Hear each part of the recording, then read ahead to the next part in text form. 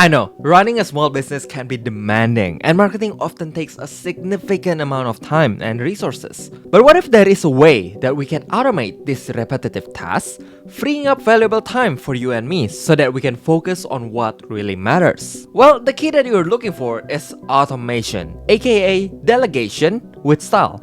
Because you're delegating to AI and machines and all these softwares. Now, you probably will think that automation is either complicated or costly, because a lot of times it is quite costly, especially if there's things that is very complicated. But it doesn't have to be, because automation simply means that you remove those repetitive tasks that you need to do. Let's take a look at one example.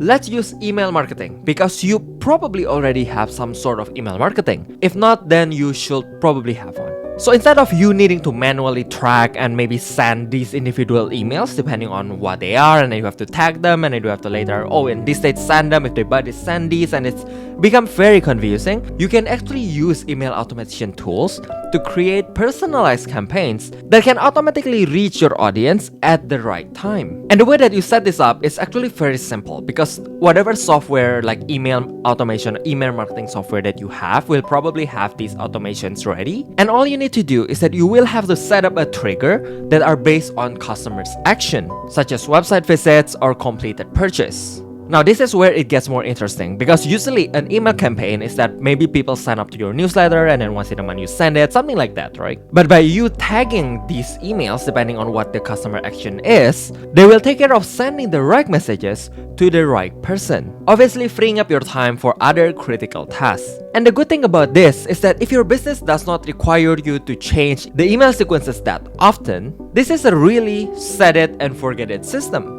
So how can you do this? Well, in whatever email marketing software that you use, they will usually have a section called either sequences or automation, or maybe some other name, but it's pretty much the same idea.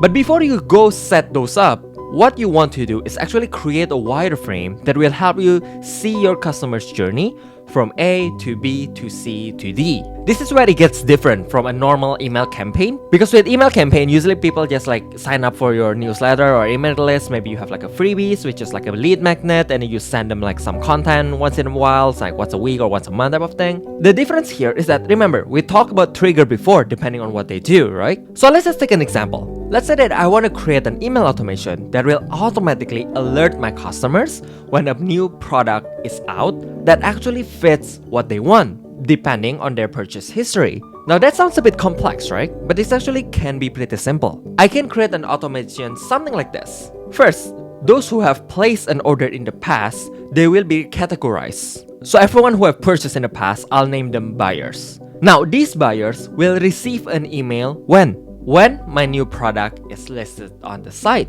Okay, now that we have that, what's next and what will be on the email? Now I will set up another tag. Let's use example from one of my past business, the baking kits. Okay, so this buyer purchased a red velvet cookie before, and we are launching two new recipes, a red velvet cupcake and a coffee buttercream cupcake. Now, because I don't want my customers to get lost in their decisions of which of these two delicious cupcakes to choose, I will first send those who bought the red velvet cookies the red velvet cupcake, and the other cookies one that's not red velvet, the coffee cream cupcake. That's a bit mouthful to say. And it will probably take a while for me to actually plan and test this out. But once this is done, all my customers who bought the red velvet cookie will automatically get this offer for the red velvet cupcake, and those who maybe don't bought the red velvet cookie will not get it. Now, from the customer point of view, there's only one offer, which is the red velvet cookie. Which, remember, not only it matched what they bought a while ago, it's also something that they can purchase directly without needing to consider other options. So once you have this set up and think it through properly, these sequences or automation will generate sales for me non-stop without me needing to email my customers manually. So think of what other aspects in your business that is repetitive and that can you actually automate. A few other examples are if you are a service provider, let's say, instead of you needing to manually schedule calls, appointments, or service time, maybe schedule, calendar, whatever, you can use a software like Calendly. Another example from a couple weeks ago on social media is that instead of you needing to set an alarm every day at 5 p.m. to post, which is probably the worst time because you just get off work or maybe you wanna head out for dinner, You can use software like Vista Social to schedule the whole week in 1 hour or even less. So quick recap. First, you need to understand the piece and processes that you want and you can actually automate. Then, you will want to map out the whole journey and touch points, which I referred to as wireframe before. This is crucial so that you won't miss anything. Cause imagine if I'm sending an email to a new product, but I actually forgot to tag who purchased this or that. That would be funny because then my email software will think that I should have sent 2 different types of email, but there's only 1 type of buyer. Then just find a software that can actually help you to do this for you.